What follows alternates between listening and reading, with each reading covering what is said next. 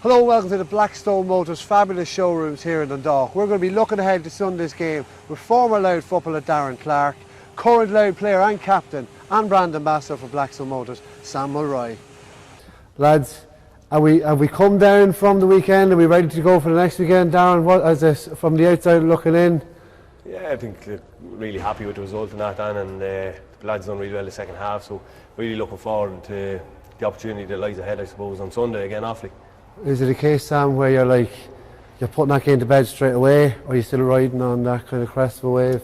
No, I think it has to be put to bed, and I think probably from our performance as well, we need to reflect, I suppose, and look at what went wrong in the first half, and I suppose what we done well in the second half. But no, I think it needs to be put to bed, and there's a quick old turnaround there to the Offaly match. So I think that's full focus now within the squad. Yeah.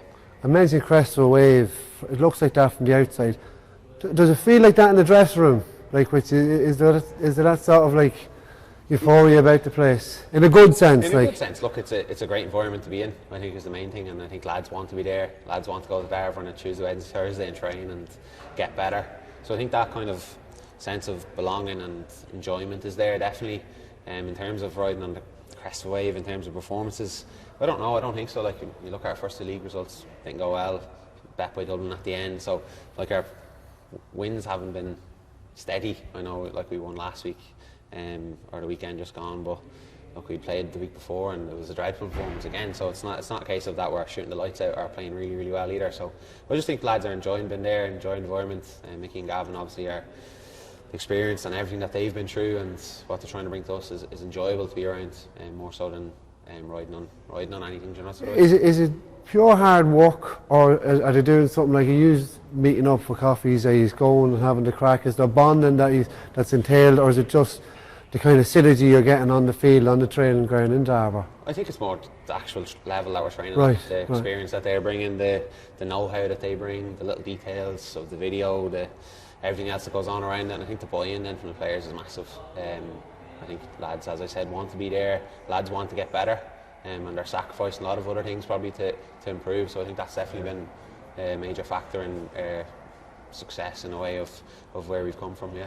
You can see that, Darren, can't you? You can see they're so consistent in their play, but it's like because they're all in it together. Yeah, there's a massive kind of togetherness on the team, and I suppose that was evident on Sunday when you were 8 points down to be able to come back out in the second half and put in such a strong performance. But it seems that the lads have built such a great culture there within the squad. Like, the young fellas that come through, I was involved with the 20s there for a number of years there with Aidan Shevlin and that, and they were kind of all there at that stage. You could see that the fellas that Mickey has picked, I suppose, have all kind of have that mindset and the hungry to learn, as Sam has said, and they're looking for kind of improvement all the time, and you can see that in the performances they've played throughout the National League. It's been really good. It's been quality all the way, like, and they've been really hard to beat, really hard to break down, and they're really looking forward, I suppose, to the challenge now that lies ahead. How do you get that buy-in? Do you know, like, did you have it in the past with your teams? You were fairly successful as well. Yeah. Like, how do you get that buy-in? Like, I suppose it helps when you have Mickey Hart and Gavin coming from the best of the best. Like, that really is a massive part. We were just chatting earlier, like, to Sam and that, and that's a massive, I suppose, coming from that level of All-Ireland finalists, winning in 03, 5 and 8, and then to bring that experience down to Louth. I suppose if you can't buy into that and you can't learn from that, then you're in the wrong game. Like, so you can see how the lads have embraced it so well, and building from promotion consistently over the seasons. That's definitely building the kind of the I suppose mindset then that they want further success in that, and you can kind of see it so evident throughout the year in all the games. Like, you're playing the top teams in the country, like Dublin, Derry, and the Corks in this team, and we're not fazed by any of that. And I suppose the lads are bringing that experience from Tyrone down to Louth, and when you get to buy in, then that's really where it's at. And it's not a case, Sam, players are the first to cop, right? They're just coming down here, they're just training us, whatever, and that slowly goes. You can tell straight away, and you can still, it's maintaining that ambition and drive from Mickey and Gavin, and you see it every week. Yeah, look, I think as Darren touched on there, they're bringing their experiences down to us, but at the end of the day, it's Ayr County, it's not theirs, and they'd be the first to say that. They're here to help us and change and try to change the culture, but it's up to players to drive it, and I think we have a great group of players there that do that, and recognise that, look, there's a bigger picture here. It's not just about Ayr team or this year, it's about a long-term plan for Louth to succeed in years to come. So I do think, we draw on what they've brought to us, but I think the players have bought into more so that there needs to be something different done. We can't just keep doing the same things over and over again and expecting different results, I suppose. And what is that? What is the differences? I think it's about players having a little bit of character and a little bit of drive, and I suppose for me personally it's about being fed up of not being talked about in the top table, or not winning big games and not getting to play in Croke Park every year. And I suppose that drives me, it drives a lot of our players, I think, and I think lads want to succeed and want to play well and want to improve themselves. And I think we've seen that over the last number of years, and we speak about some of the players that have come through from that 20s team, like maybe at that age and like myself weren't probably as good as we needed to be, and have definitely improved over the years. And I think lads are just hungry for work now and are mad to improve and bring lads to a position where we're setting up. Yeah, is that a case of, is that the modern day footballer?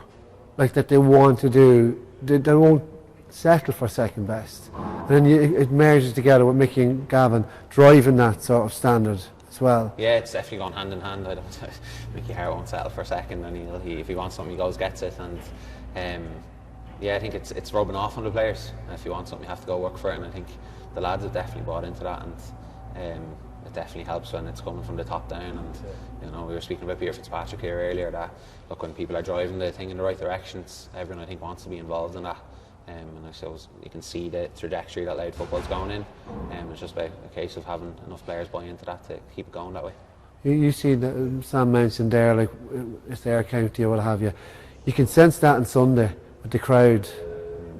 Mickey said it after the game, two of them are bouncing energy off each other, like especially in that. I know there was a comeback and the momentum was with us, but the crowd have really bought into it then as well. Yeah, absolutely. Like you see, even the home games we had in there, pitch above an Ardee, and so the people staying around after, there's an entourage, and it's great to see so many kids and kind of supporters that really come out of woodwork. And as we were chatting earlier with Sam there, like the crowd really got behind the team this year. Like so.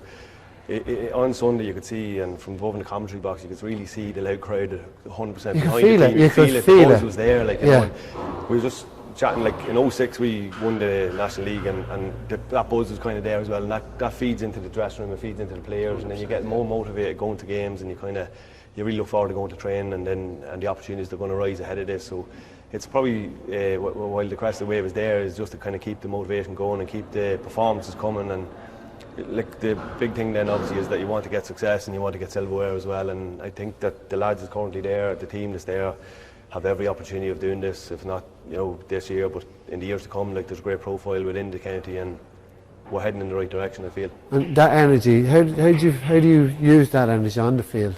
Oh look, it was incredible, I suppose, the weekend. I suppose when you're going to half time and the reality hits that you're 8 points down and there's a mountain to climb here, and I suppose Mickey had spoke about it was about chipping away and restoring pride in our team after the performance we'd given in the first half we knew wasn't good enough, and it's not something that we've come accustomed to over the last number of years, thankfully. But I suppose every point that went over, the crowd got louder. When we came out at half time, the roar from the crowd, it means so much, I suppose, and that they're still there backing you and driving you on. I thought it was special now the weekend. It was really I suppose, even as you said, Darren, kids staying after the matches, people wearing Louth jerseys. I suppose it's been absolutely. Do you see that? Like, you're not the way the inter-county squads, they're in a bubble. But you actually see that. You see the jersey. It's become more apparent to you. Absolutely. Like I think even those days after a match, like I suppose last year, my first few years joining, and no one would be at the match, or it would be a quiet enough crowd there. Like, but no, I suppose when you're walking out onto the pitch and there's a roar from the crowd and there's that buzz around, and I think players definitely do appreciate it, and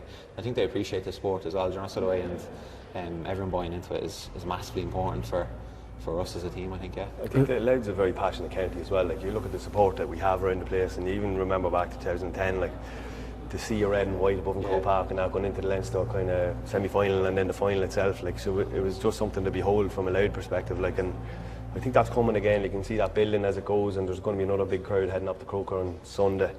That's why the provinces is so important, isn't it?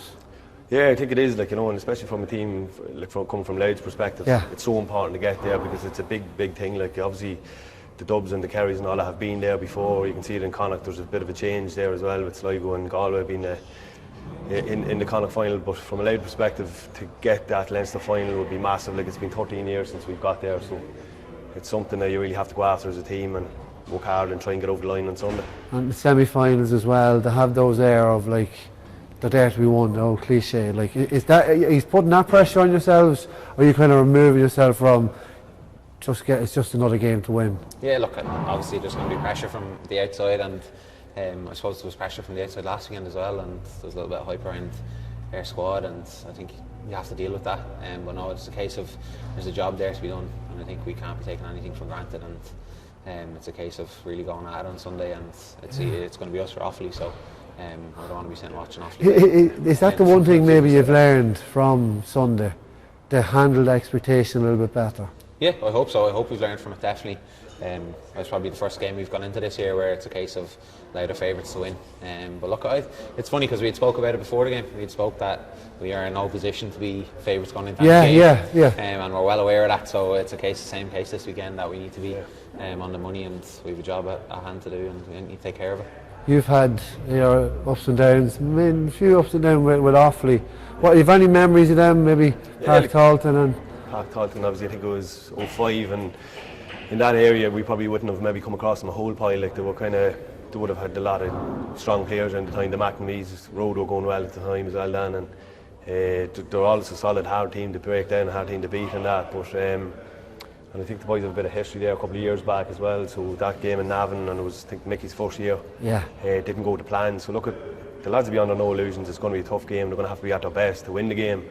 But I think that the game on Sunday will definitely have brought the lads on no end, with the fact that you had such character in the second half to come back and win the game the way in the manner you won it. Because probably in the last few minutes you were nearly comfortable enough to see the game out.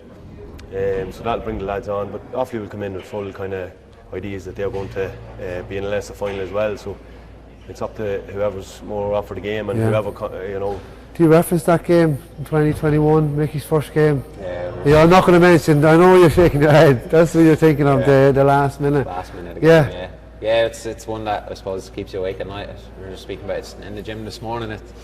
It's definitely a game that you look back on and think that what if, and it hurts definitely. So there is a little bit of history there, I suppose. Really, good motivation. Hopefully that we can use it in the right way, and we need to hopefully get one back. Do you study Offaly all week? Is that the way you do things? I think that's the way everyone does it nowadays. Is it? Yeah, look, I think it's a case if you're not studying, you're one step behind. So we look at Offaly. I'm sure they're going to look at us, and it's just down to those fine details. If you can find something, you can find something. If not, you don't. But look, there's no secrets anymore. Like those secrets more. Were you like that as a player, as a loud player? Would you study your position?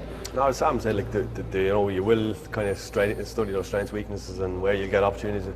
But at the end of the day, I think it's more about concentrating on your own yourself and really having yourself in tip-top shape and mentally ready for the challenge that lies ahead. So I think the lads will all be focused on their own game and getting the very best out of their own team. And once you have that and you're on top of your own game, I think the rest looks after itself. Like, you know. You've had a chance, not by choice, to watch Louth this year. You're going back up to Croke Park and get to play there this year. Have you learned anything from that time out? About maybe your own game and what you could bring back when you're back up to fitness? Yeah, it's funny, I suppose, when you're taken out of the environment of being in the pressure cooker, I suppose, is the one where you have all this adrenaline on match day and you're getting to use it in a positive way and go and trying to perform, and then when you don't, you still have that adrenaline and you still feel the pressure, but you don't get to express it.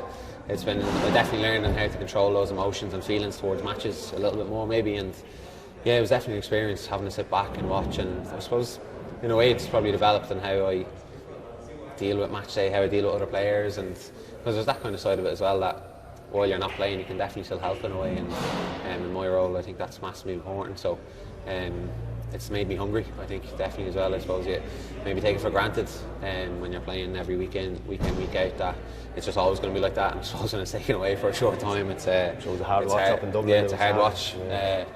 And it's all matches, whether it's Croke Park or Ardee, you want to be playing, whether it's a friendly or a championship semi-final, you want to be playing.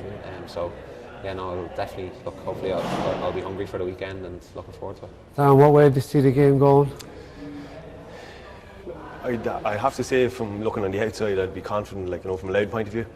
I think that if they bring their A game, and you know, they can really kind of maybe look at some of the stuff that happened in the first half and kind of rectify that they're in a strong position.